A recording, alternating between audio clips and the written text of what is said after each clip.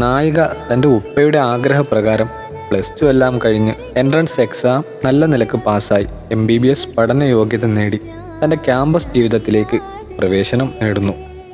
അങ്ങനെ ശാന്തമായൊരു അന്തരീക്ഷത്തിൽ ഒരുപാട് നല്ല ഓർമ്മകൾ തേടി നായിക തൻ്റെ ക്യാമ്പസിൻ്റെ കവാടത്തിലേക്ക് ഓടിയെടുക്കുന്നു. ശരിക്കും അവൾ കടന്നു വരുന്നത് ക്യാമ്പസ് കവാടത്തിലേക്കല്ല, ഇതുവരെ നേരിൽ കണ്ടിട്ടില്ലാത്ത ഒരുവൻ്റെ മാനസ കൊട്ടാരത്തിലേക്ക് കുടിയേറി പാർക്കാനാണ്. അവൾ ഓർമ്മകൾ തേടി വന്ന അതേ ക്യാമ്പസിലെ MBBS തേർഡ് ഇയർ വിദ്യാർത്ഥിയാണ് നമ്മുടെ സ്വന്തം കഥാനായകൻ ഹനാൻ. അതായത് ഷംനയുടെ സീനിയർ ബാച്ചാണ് ഹനാൻ.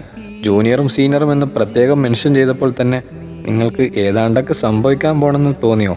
അതെ, നമുക്ക് നോക്കാം എന്താണ് സംഭവിക്കാൻ പോകുന്നതെന്ന്. ഷംനയുടെ കാര്യം പറഞ്ഞതുപോലെ തന്നെ ഹനാൻ്റെ ഉപ്പയ്ക്കും ഉമ്മയ്ക്കും ഏറ്റവും വലിയ ആഗ്രഹമായിരുന്നു തൻ്റെ മകൻ ഒരു നല്ല ഡോക്ടറായി കാണാൻ. അതിനുവേണ്ടി തൻ്റെ ഉപ്പ എത്ര കഷ്ടപ്പെട്ട് പഠിപ്പിക്കാനും തയ്യാറായിരുന്നു.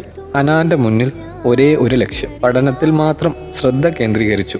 എങ്കിലും എപ്പോഴും ഒരു പഠിപ്പിസ്റ്റിനെ പോലെ സമയം ചെലവഴിക്കാനും ഹനാൻ താല്പര്യം കാണിച്ചില്ല. പഠനത്തിന് കുറവൊന്നും വരാതെ മറ്റു പല എൻജോയ്മെൻറ്റുകൾക്കും അവൻ സമയം കണ്ടെത്താറുണ്ട്. പ്രധാനമായും തൻ്റെ പണി ക്യാമ്പസിലെ ഏറ്റവും അടുത്ത 4 കൂട്ടുകാരുമായി ഒഴിവു ദിനങ്ങളിൽ പല സ്ഥലങ്ങളിലും പോയി സന്തോഷം കണ്ടെത്തുന്ന ഒരു ശൈലി.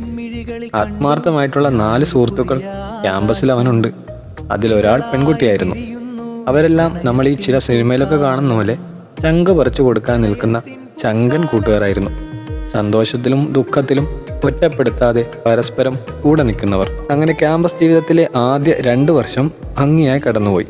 അവൻ തൻ്റെ ലക്ഷ്യത്തിലേക്ക് മെല്ലെ മെല്ലെ അടുത്തുകൊണ്ടിരുന്നു. എന്നാൽ തെക്കോട്ട് വീശിയടിച്ച കാറ്റ് പെട്ടെന്ന് ദിശ മാറി വീശാൻ അധികം സമയം വേണ്ടി വന്നില്ല. നായകൻ്റെ ജീവിതത്തിലെ ഏറ്റവും നല്ലതും എന്നാൽ ഏറെ ദുഃഖങ്ങൾ സമ്മാനിച്ച നിമിഷങ്ങളുമായിരുന്നു പിന്നീടുണ്ടായത്. അതാ ഹനാൻ്റെ സ്വപ്നലോകത്തേക്ക് മറ്റൊരു കഥാപാത്രം കൂടി കടന്നു വരുന്നു. ഈ കഥയിലെ പ്രധാന ടേണിംഗ് പോയിന്റ് ഇവിടെ ആരംഭിക്കുകയാണ് ഗൈസ്.